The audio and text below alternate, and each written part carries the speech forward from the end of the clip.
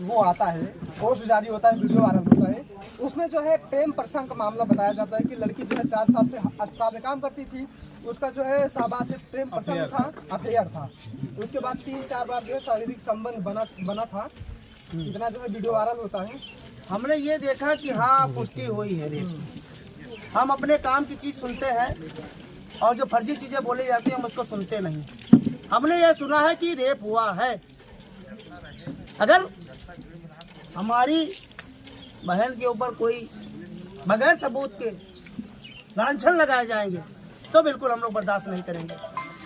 और वो जहर मतलब ड्यूटी के दौरान वो जहर खा ली थी। ड्यूटी के दौरान उसने जहर खाया।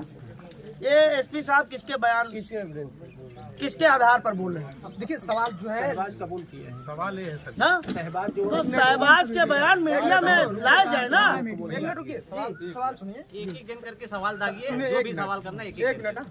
27 तारीख की घटना है। उसके बाद जो 6 बजे जाती है लड़की जो है नॉर्मल थी, अब पर डे की तरह 2-2.5 साल जो काम करती थी, पर डे की तरह जाती है अस्पताल में। 6 बजे जाती है, उसके बाद 8 बजे फोन आता है कि आपकी लड़की जो है खत्म हो गई है। वो क्या बोलते हैं, काम करते वक्त जो है जहर खा ली। तो भाई परिजन यहाँ से भाग के जाते हैं। उसके बाद वहाँ पे जो है क्या साजिश होती है क्या नहीं, उनको अंदर नहीं हिला जाता है। उसके बाद डेड बॉडी को देखिए भैया, अगर उसको जहर खाना होता और प्रेम प्रसंग में खाना होता तो हॉस्पिटल जाके क्यों खाती? अपने घर में ही खा लेती। रात में गई थी ना बहन, ड्यूटी पे रात में गई थी ना। अच्छा नहीं, देखिए जो सवाल कर रहे हैं हम उसी जवाब दे रहे हैं कि अगर उसको जहर खाना होता प्रेम प्रसंग में तो घर पे खा लेती ना। इतनी दूर क्यों जाती खाने के लिए? जी साइकिल चला के इतनी मेहनत करके जहर खाने के लिए कोई हॉस्पिटल जाएगा?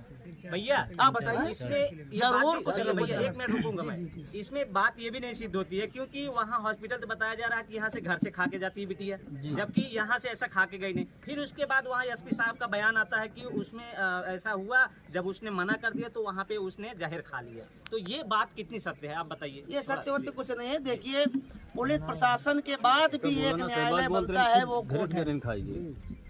और अगर ऐसी कोई भी चीज पुलिस प्रशासन के द्वारा लाई गई जो परिवार को और पूरे भारत के लोगों को समझ में ना आई तो पूरे प्रतापगढ़ पुलिस शायद एसपी साहब को भी कोर्ट में हम लोग खड़ा करेंगे। जी ये मत समझिए कि यहाँ पे आकर कोई चीज आपने जो कलेक्ट किया हम लोगों ने भी कलेक्ट किया, ऐसा नहीं है। और जो आपने कलेक्ट किया है वो आप नहीं दोगे तो कोर्ट से भी मिल जाएगा। और पीड़ित परिवार को अभी तक पोस्टमार्टम की कॉपी नहीं दी गई। दरोगा जी को पीड़ित परिवार को सरकार के द्वारा 50 लाख का मुआवजा दिया जाए, नंबर 1 मांग है। और नंबर 2 है मृतक कोमल सरोज की बहन को एक सरकारी नौकरी दी जाए। नंबर 3 है मृतक की मां को विकलांग पेंशन व विधवा पेंशन दोनों दी जाए। और परिवार में किसी एक को शस्त्र लाइसेंस दिया जाए जो उसके योग्य हो रक्षा सुरक्षा के लिए। अगर परिवार में मेन में एक बहन है तो आप चाचा के लड़के को भी शस्त्र दे सकते हैं। मतलब परिवार का मतलब उसका परिवार में किसी एक को शस्त्र लाइसेंस भी मिलना चाहिए। और जो ऊपर जो चीजें हैं सादर अवगत कराना है कि मृतक कोमल सरोज के पिता नहीं है, माता विकलांग है, एक छोटी बहन है। मृतक कोमल सरोज अपने परिवार का जीवन यापन करने के लिए कमाने जाती थी। अब उसके ना होने पर मृतक के परिवार को जीवन यापन करने में समस्या का सामना करना पड़ेगा। इसलिए आपसे सादर अनुरोध है कि परिवार की हर संभव मदद करने की कृपया करें और दोषियों को कड़ी से कड़ी सजा देने के लिए फास्ट ट्रैक कोर्ट में मुकदमा तत्काल पहुंचाया जाए। एवं जिन दोषियों की गिरफ्तारी अभी तक नहीं हुई है उनकी तत्काल गिरफ्तारी हो। मां मल्टीप्लेक्स हॉस्पिटल दुर्गागंज सिंघाई मोड़ पर स्थित है, उसको तत्काल सीज किया जाए। और जो मुख्य मांगे हैं ये ज्ञापन माननीय मुख्यमंत्री जी के लिए दिया गया है और इस मांगों को ध्यान दिया जाए। और जो अभी तक कार्रवाई नहीं हुई है उसको भी तत्काल प्रभाव से किया जाए, क्योंकि सब लोग देख रहे हैं। ये आप ले लीजिए, ये आप ले लीजिए। सबको गुस्सा है, लेकिन हम लोग भारतीय संविधान का सम्मान करते हैं, हम शासन प्रशासन का सम्मान करते हैं और उनको मौका दिया जा रहा है कि आपके जांच में कोई बाधा ना आए। लेकिन ये भी महोदय याद रखिएगा कि एक एक वीडियो पर, एक एक लेख पर हमारी नजर है और हम वॉच भी कर रहे हैं। कोई कहानी बनाने की कोशिश मत करिएगा, कोई भी कहानी मत बनाइएगा।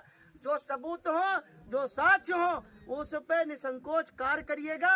ये मेरा निवेदन है एसपी साहब से, प्रतापगढ़ के एसपी साहब जी से मेरा निवेदन है मीडिया बंधुओं के द्वारा। और जो भी अभी कार्रवाई बाकी है उसको तत्काल प्रभाव में किया जाए, क्योंकि भारत में ये बहुत गलत मैसेज गया है कि एक बहन के साथ रेप हुआ, उसके बाद उसकी निर्मम हत्या कर दी गई, जिसकी एक बहन थी, पिता है नहीं, भाई है नहीं, माँ विकलांग है। इससे दैनिक स्थिति क्या होगी? तो मैं निवेदन करूंगा कि आप लोग ज्यादा से ज्यादा वीडियो को बढ़ा दीजिएगा, आगे शेयर कर दीजिएगा, ताकि ये बात आगे तक पहुंच सके। बहुत बहुत धन्यवाद।